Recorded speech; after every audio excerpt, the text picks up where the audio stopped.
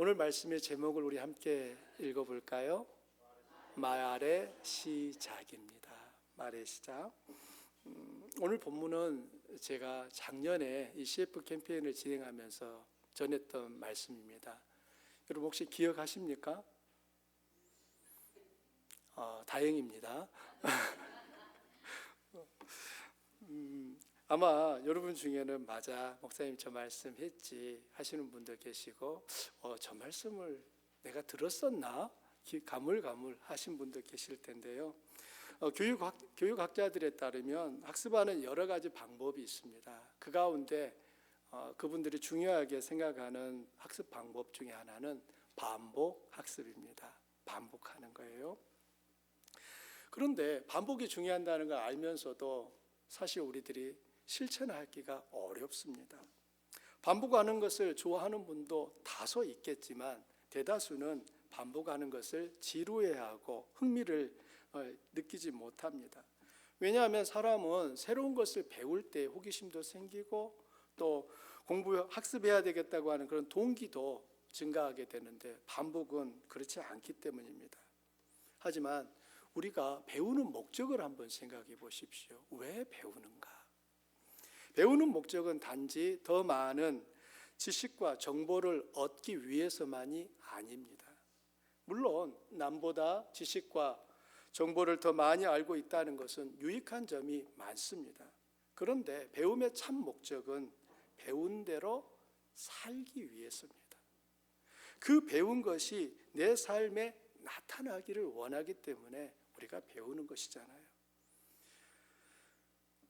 사람은 알고 있다라고 하는 그 자체로 인하여 삶이 변하지는 않습니다.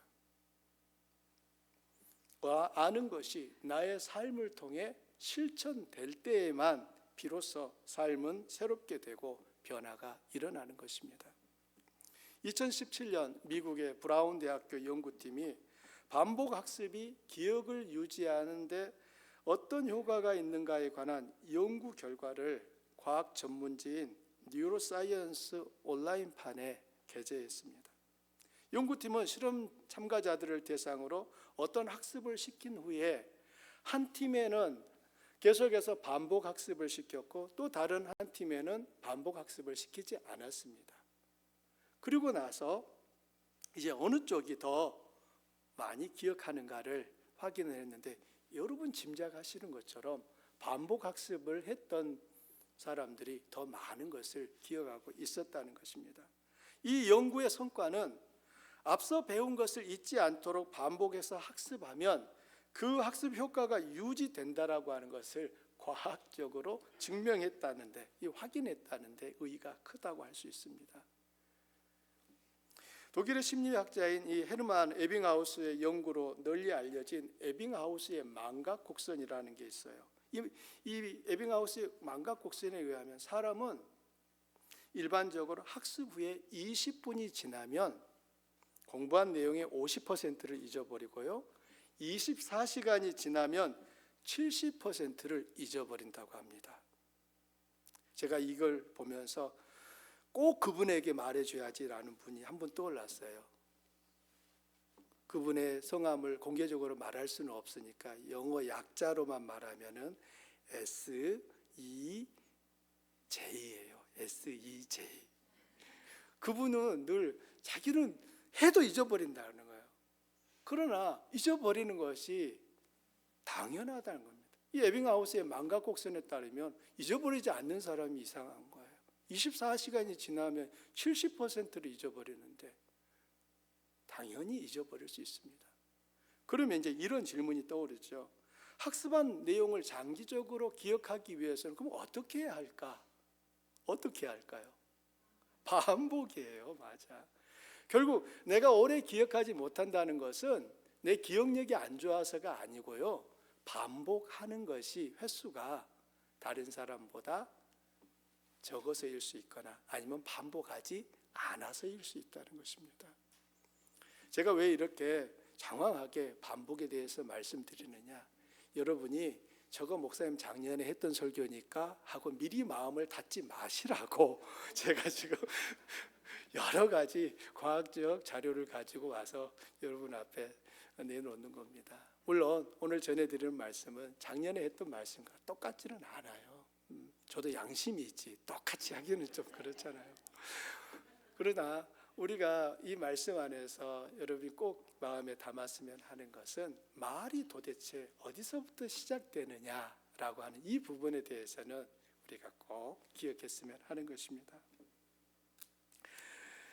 여러분, 말은 어디서 시작할까요? 그렇게 말씀하시면 이제 여러분 집에 가세요라고 얘기해야 되는데 맞습니다. 그러면 제가 지난주 아니에요. 그 전에 했던 말씀 중에 첫 번째 CF 캠페인을 하면서 드렸던 말씀의 내용도 기억하십니까? 민수기였는데요. 자, 그때 우리가 괜찮습니다. 정말 다행이에요. 정말 우리가 말에 관심을 가져야 하고 또 부적절한 언어 습관을 바꿔야 하는 그 세 가지 이유를 그때 말씀드렸습니다. 첫 번째는 말이 능력이 있기 때문입니다. 말은 사람을 살릴 수도 있고 죽일 수도 있습니다. 모두 말로써 이루어지는 일이라는 거예요. 둘째로 말은 곧 말하는 그 사람이기 때문입니다.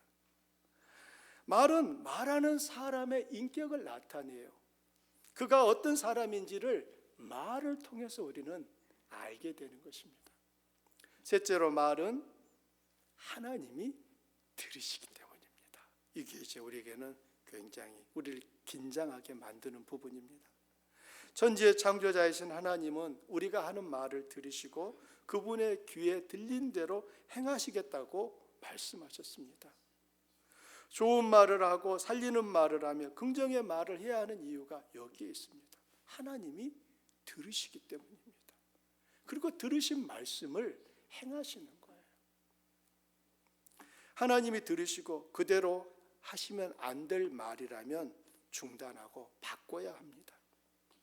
문제는 이렇듯 말이 매우 중요하다는 것을 배웠는데도 우리의 말 습관은 여간해서는 바뀌지 않는다는 것입니다.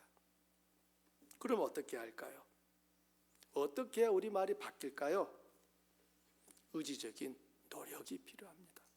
이것을 한마디로 훈련이라고 합니다. 훈련이 필요한 거예요. 우리가 해마다 1월이 되면 CF 캠페인을 하는 이유가 바로 여기에 있습니다. 여러분, CF 캠페인의 의미가 무엇이었죠? Complain Free잖아요. 불평, 불만, 원망, 비난, 제로 운동을 통해 말 습관을 훈련하여 우리 입술에서 긍정의 말이, 지지의 말이, 칭찬의 말이 나오도록 하자는 겁니다. 그럴 때 우리 삶이 변화되기를 소망하기 때문입니다. 널리 커뮤니케이터로 알려진 김창옥 교수님이 자기 강연 중에 이런 말을 하더라고요. 여자들은 모르는 게 있습니다. 남자들이 얼마나 인정을 받으려고 하는지 모른다는 거예요. 남편이 그 앞에 와가지고 여보 내가 이런 거 했어요 라고 말하면은 그 마음에 기대하는 것은 뭐겠습니까? 잘했어 이 말을 기대하고 있는데 대다수의 여자분들은 똑바로 계속해요. 한 번 잘했다고 교만하지 말아요. 성경에 뭐라고 했어요? 교만한 자는 넘어진다고 했잖아요.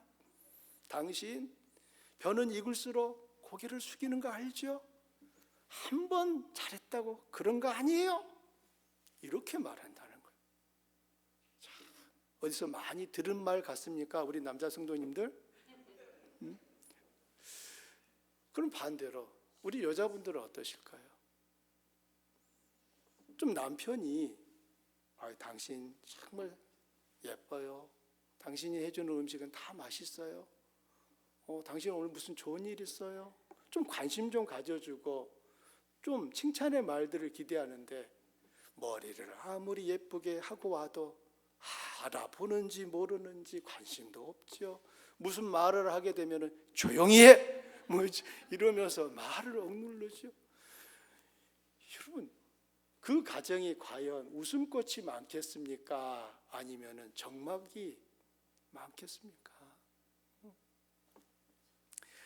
우리들이 말이 중요하다는 것을 알면서도 사실 우리가 이렇게 긍정의 말과 칭찬의 말을 하는 것이 우리에게서 자연스럽게 나오지 않는다는 것입니다. 그래서 뭐가 필요하다? 훈련이 필요하다는 겁니다. 제가 앞서 말씀드린 것처럼 지난주에도 손목의 밴드가 반대편으로 이동한 분도, 또 하마터면 이동할 뻔했는데 가까스로 다행히 제자리를 지켰다는 분도 있을 것입니다.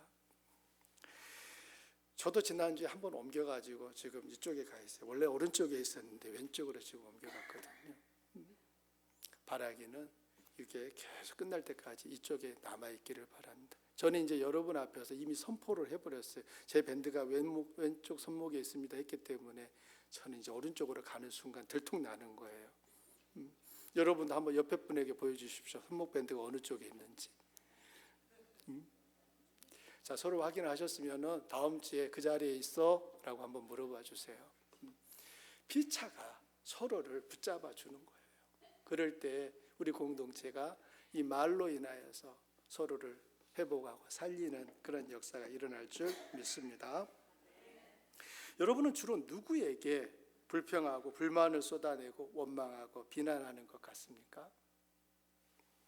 내가 전혀 모르는 사람인가요? 아니에요. 대개는 나와 가까이 지내는 사람들입니다. 그들은 내 남편이고 아내고 부모이고 자식이고 형제이고 친구들입니다. 우리는 내가 모르는 사람에 대해서는 말을 부드럽게 아주 잘합니다. 그런데 왜 우리는 가까이 있는 사람에게 그처럼 사납게 말할까요?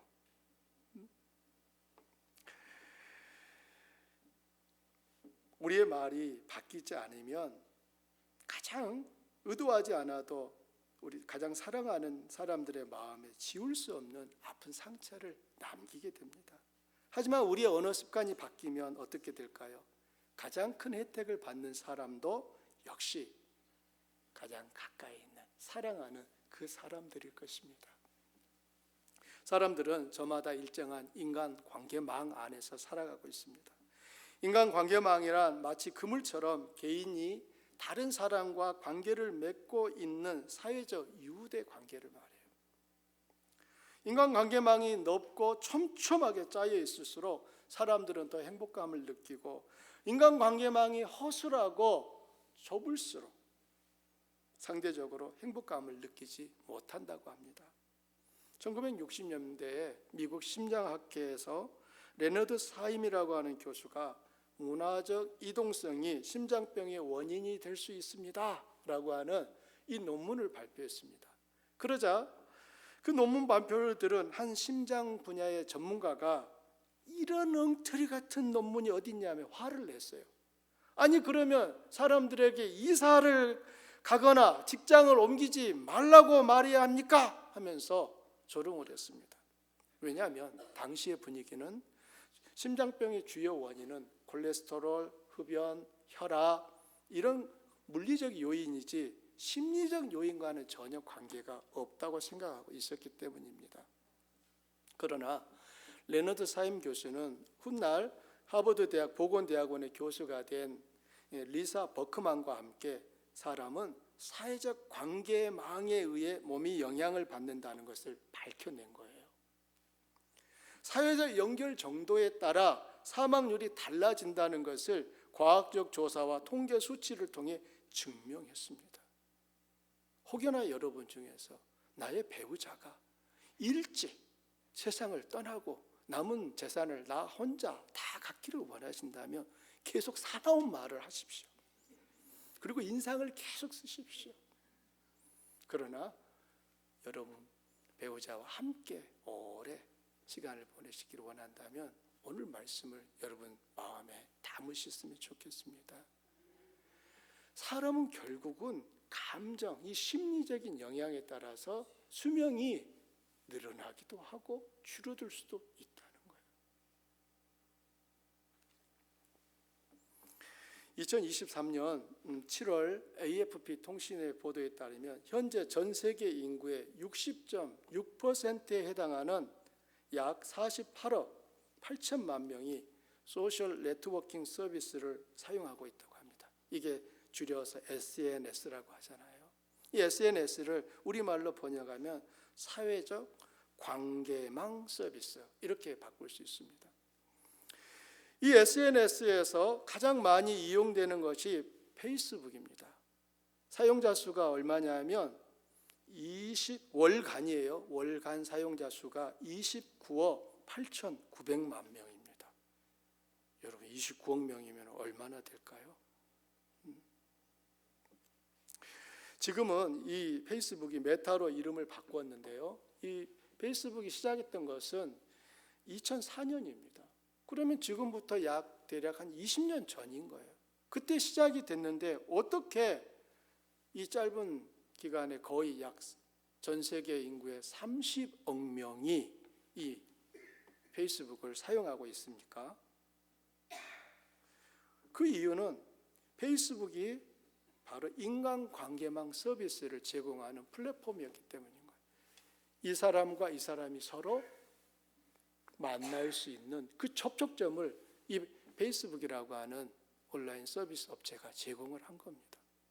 사람들은 그 서비스를 통해서 서로에게 인사도 하고 소식도 나누고 또 격려의 말도 하고 다양한 정보들을 나누고 서로 반응을 주거니 받거니 보인 것입니다. 이런 것들로 인하여서 사람들은 엄청나게 많은 수가 짧은 시간 안에 그 서비스를 이용하게 된 거예요. 결론적으로 말씀드리면 장수의 비결 중에 하나는 혼자 살지 말고 함께 사는 것입니다. 절대로 착각하지 마세요. 저 인간 없으면 내가 더 오래 살 것 같다. 아닙니다, 여러분. 저 인간이 내 옆에 있기 때문에 내가 오래 살 수 있다는 것을 믿으시면 아멘. SEJ요. 제발 좀 들으시고 내 옆에 그대가 있음으로 인하여 정말 감사하시면 좋겠어요. 이제 자꾸 또 제가 괜한 짓을 했다는 생각이 들어요. SEJ 했더니 그 사람은 누굴까 하고 지금 계속 지금 이제 우리 성도님 이름 리스트에서 지금 막 필터링을 하고 계신데 아니에요. 지금 그냥 자꾸 그대가 자꾸 눈에 들어와서 지금 제가 드리는 말씀이에요. 사랑하는 성도님, 우리의 삶에 있어서 포인트는 이거예요. 함께 살자는 거예요. 그리고 함께 사는 것만으로는 충분하지 않습니다. 물론 함께 사는 것이 중요한데도 불구하고 어떤 분들은 가족과 지내면서도 마치 혼자 사는 것 같다는 그런 느낌을 받곤 합니다. 왜 이런 외로움을 느낄까요?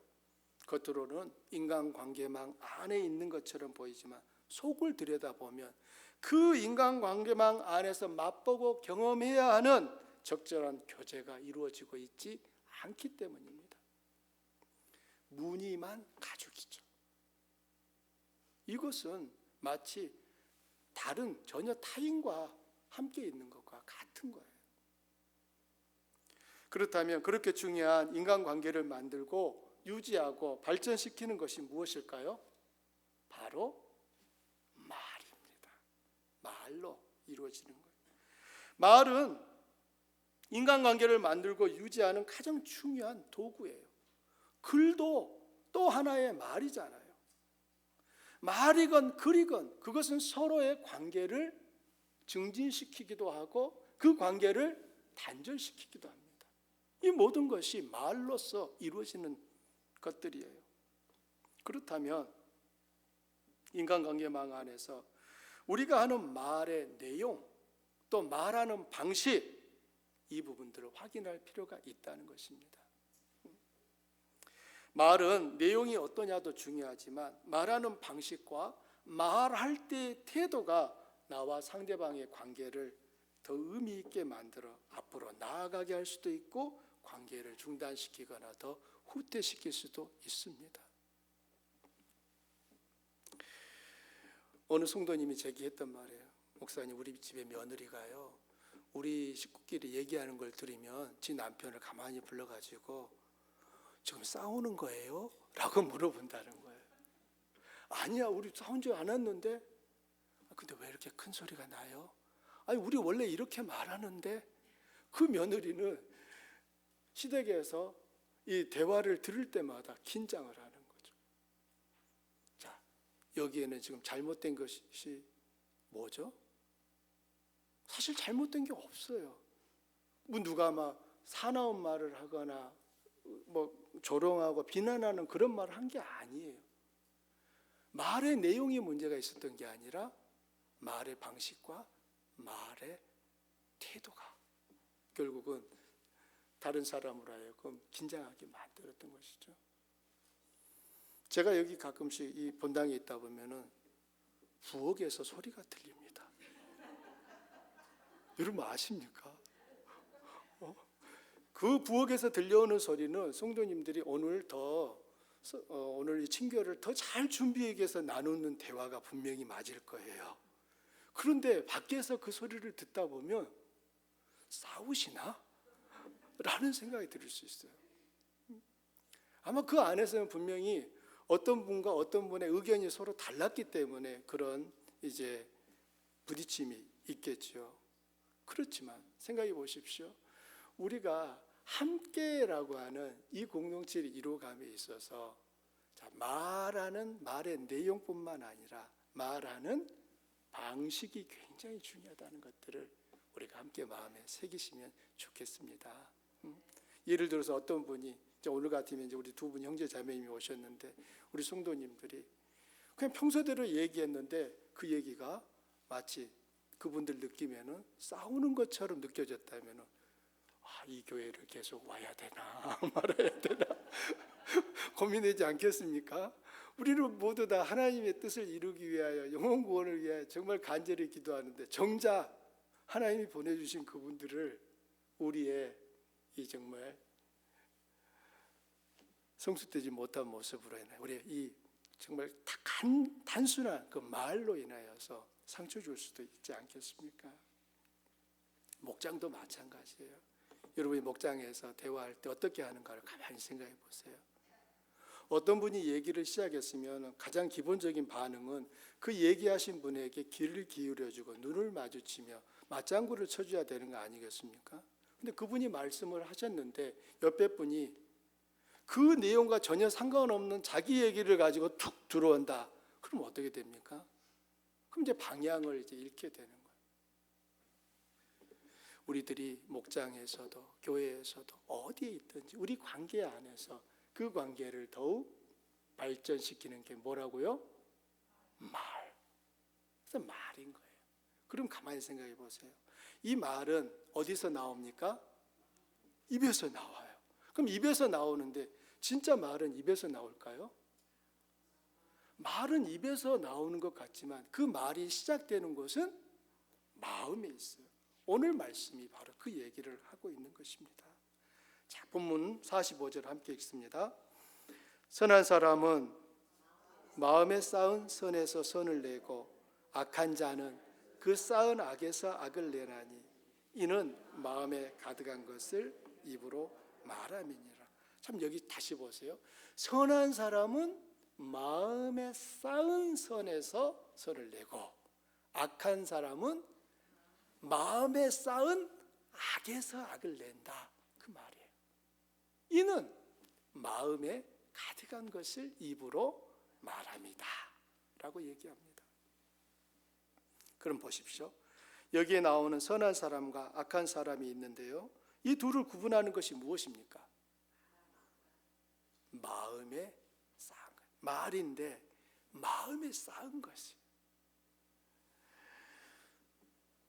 선한 사람과 악한 사람이 처음부터 정해져 있는 건 아닙니다.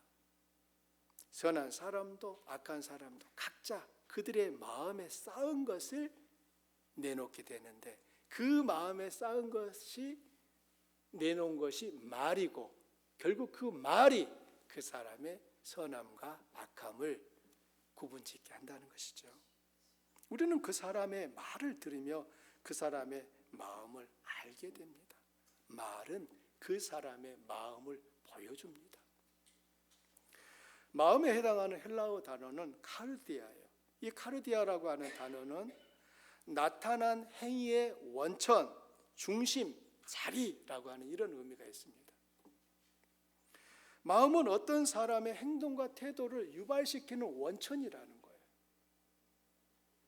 선한 사람과 악한 사람을 규정하는 것은 그가 한 행위이지만 사실 그 행위의 뿌리는 그의 마음에 있습니다. 따라서 마음에 사랑이 가득 담겨 있는 사람은 그 입에서 사랑의 말을 하겠지요.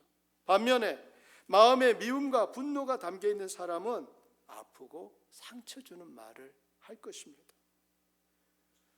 그런데 사람의 신기한 능력 가운데 하나는 마음과 반대로 할 수 있다는 것입니다. 마음은 미워 죽겠는데 말은 그렇지 않은 척 할 수 있다는 거예요. 이런 점에서 사람의 선함과 악함을 결정짓는 것은 단지 드러난 행위가 아니라 그 사람의 마음 깊숙이 담겨 있는 그 무엇입니다. 우리는 그러기에 그 사람의 말을 한 번 들어서는 그 사람의 마음을 확인하기 어렵습니다. 어떻게 해야 될까요? 계속 그가 하는 말을 들어보면 그때는 이제 그의 마음이 나타나기 시작합니다. 처음에는 자기 마음과 다르게 말을 했을 수 있지만 결국 사람은 그 사람 마음에 담겨 있는 것을 뱉을 수밖에 없기 때문에 그와 지속적으로 얘기를 해보면 그의 마음을 알 수 있게 된다는 것입니다. 오늘 본문을 해석하면서 우리가 중요하게 주의해서 다루어야 될 구절이 있어요. 나무는 각각 그 열매로 안다라는 말씀입니다. 43절과 44절 말씀 함께 읽어봅니다.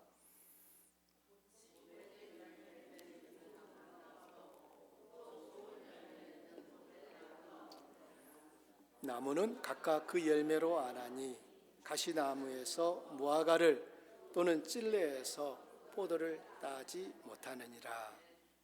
아멘.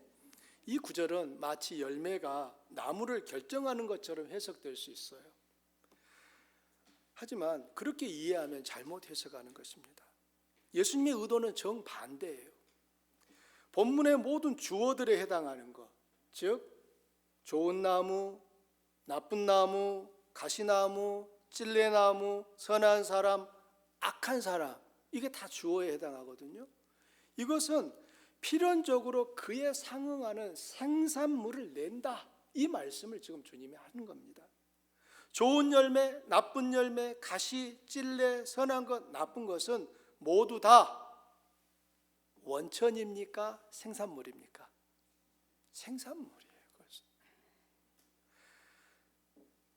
원천이 맺어낸 그 결과가 좋은 열매, 나쁜 열매, 가시, 찔레, 선한 거, 나쁜 거, 이렇게 나타나는 것입니다. 44절에 나무는 각각 그 열매로 아나니, 이 말씀을 헬라어 원문대로 직역하면 각 나무는 그 자체의 열매에 의해 알려진다라고 해석할 수 있습니다. 각 나무는 그 자체의 열매에 의해 알려진다는 거예요. 근데 우리는 보통 흔히 얘기하기를 열매로 그 나무를 안다라고 말을 해서 열매가 그 나무를 결정짓는 것처럼 생각하는데 그 순서를 뒤집으셔야 되는 거예요. 그 나무가 그 열매를 맺게 되어 있다는 것입니다. 따라서 가시나무가 가시를 맺고 좋은 나무가 좋은 열매를, 나쁜 나무가 나쁜 열매를 맺는 것이 당연한 일입니다. 가시나무가 무화과를, 좋은 나무가 나쁜 열매를, 나쁜 나무가 좋은 열매를 맺는 그런 일은 결코 일어나지 않는다는 것입니다.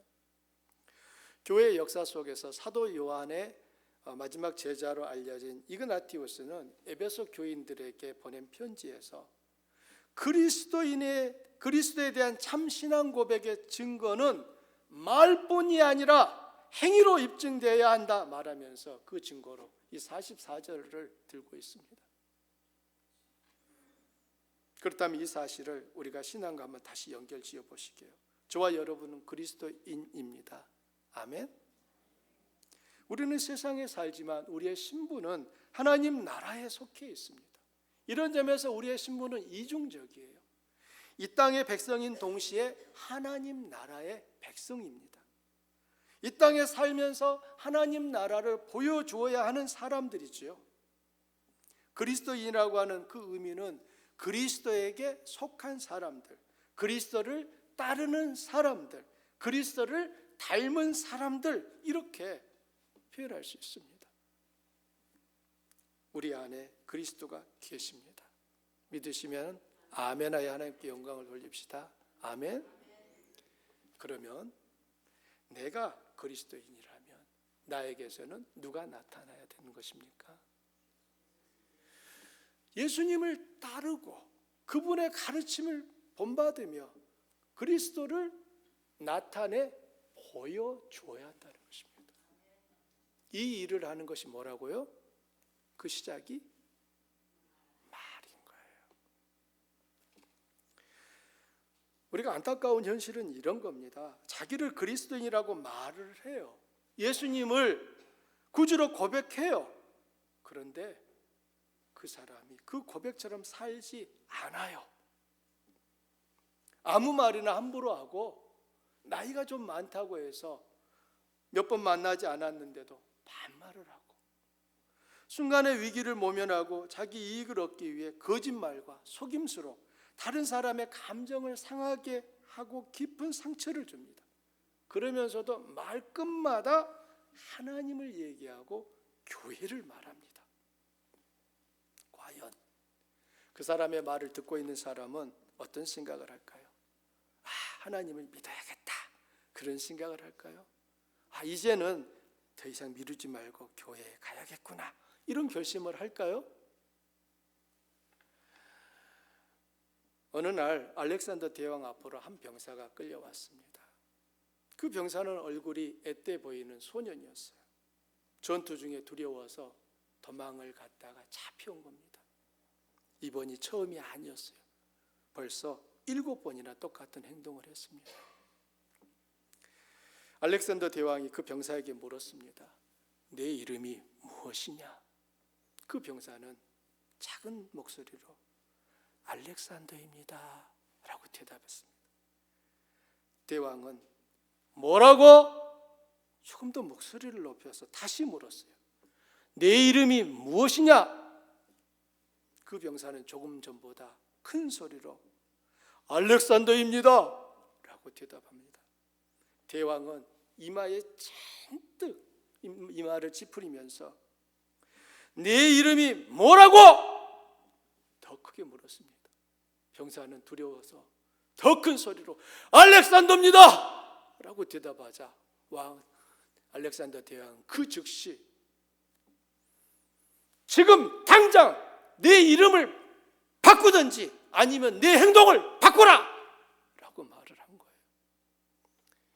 여러분, 알렉산더 대왕은 전 세계에서 가장 넓은 영토를 차지했던 대왕으로 알려져 있는 인물입니다. 그는 청년의 시절에 벌써 온 세상을, 그 당시 온 세상을 정복하는 용맹성이 있었습니다. 그런데 이 병사는 알렉산더라고 하는 똑같은 이름을 가지고서 전투마다 도망을 치고 있습니다. 그러니 알렉산더 대왕이 네 이름을 바꾸든지 네 행동을 바꾸든지 하라 라고 말한 것이죠. 주님도 우리에게 같은 말씀을 하실 것 같습니다. 내 이름이 무엇이냐? 그리스도인입니다. 주님은 이 말을 찌푸리시면서 내 이름을 바꾸든지 네 말과 행동을 바꿔라 라고 하시지 않겠습니까? 사랑하는 성도님들, 저도 여러분도 예수님이 우리를 위하여 무엇을 하셨는지 알고 있습니다. 우리는 예수님의 피를 힘입어 구원을 얻었다라고 믿고 확신하는 사람들입니다. 그렇다면 우리의 말과 생각은 달라져야 합니다.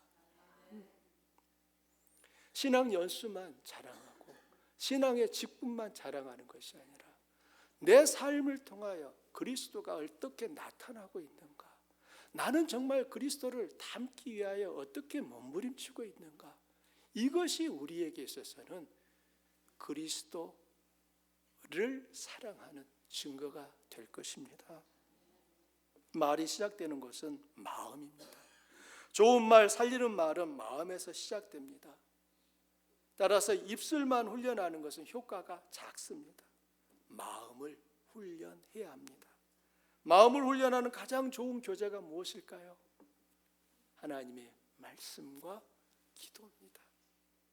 하나님의 말씀과 기도는 우리 자신을 비추어 보는 거울과 같아요. 거울 앞에 서면 자신의 모습이 고스란히 다 보입니다. 우리는 거울을 보며 옷매무새를 고치고 머리를 단장하고 화장을 합니다. 거울이 없으면 어떨까요?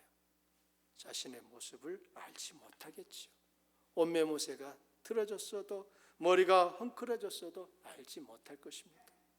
우리가 규칙적으로 하나님의 말씀 앞에 서고 기도로 하나님께 나아가는 것은 우리 마음을 만지고 훈련하여 변화를 경험하고자 하는 그 비결이 되기 때문입니다. 마음이 변화되면 말이 바뀝니다. 우리의 마음을 하나님의 은혜로 채우기 위한 그 수고가 우리에게 필요합니다. 하나님이 우리에게 은혜를 주시는 것은 사모하는 사람에게 주신다고 말하지 않습니까? 하나님 주실라면 주고 주시기 싫으면 마음대로 하세요. 이건 믿음인 것 같습니까? 사모함이 없는 것 같습니까? 너무 믿음이 커서 하나님께 다 맡긴 겁니까? 이런 걸 하나님께 신뢰한다고 하지 않습니다. 그것은 하나님의 은혜에 대한 사모함이 기대가 없어서 나타나는 행동인 거예요. 우리가 다른 것은 다 양보할지라도 하나님의 은혜에 대한 그 갈망은 양보하지 마시기를 바랍니다. 우리 마음이 더욱 주의 은혜로 채워지고 채워질수록 우리의 말이 새로워진다는 사실을 잊지 마십시오. 언어는 단순히 현실과 상황을 묘사하는 것이 아니고 우리가 살고 있는 이 현실을 창조합니다. 바꾼다는 거예요. 우리들이 말에 더욱 관심을 갖고 다듬어야 하는 것은 말이 우리의 생각을 빛나게 만들 뿐만 아니라 그 말이 질서를 이루어내기 때문입니다. 책망과 핀잔과 수치와 조롱의 말을 듣고 자란 아이는 단지 말을 들었을 뿐인데 그 마음이 병들고 상처를 입게 됩니다. 자신감은 없어지고 낮은 자존감으로 다른 사람들과의 관계를 맺어가는 것을 어려워합니다. 반면에 칭찬과 격려와 따스한 사랑의 말을 듣고 자란 아이는 단지 말을 들었을 뿐인데 그 마음이 건강합니다. 높은 자존감과 자신감을 갖고 다른 사람을 존중하며 배려하는 삶을 살 수 있게 됩니다. 말은 한 인생을 세우기도 하고 한 인생을 주저앉히기도 합니다. 그러므로 우리 입술에서 어떤 말이 튀어나오려고 할 때 순간 혀를 살며시 깨물며 마음을 다잡으시기 바랍니다. 이 말이 그대로 나가도 좋은지 생각해 보십시오. 우리 마음이 불평, 불만, 짜증, 분노로 뒤덮이려고 하면 즉시 보호막을 치고 그것들이 자리 잡지 못하도록 빨리 하나님께 구조 신호를 보내십시오. 이게 기도예요. 우리의 마음이 하나님의 뜻으로 채워지고 우리의 입술이 하나님의 약속으로 바뀌면 우리 인생은 더 복되고 아름다운 결실을 맺게 될 것입니다. 올 한 해 우리들이 이 CF 캠페인을 진행하면서 우리가 더욱 말이 새로워지는 그러한 은혜가 우리 모두에게 임하기를 축원합니다.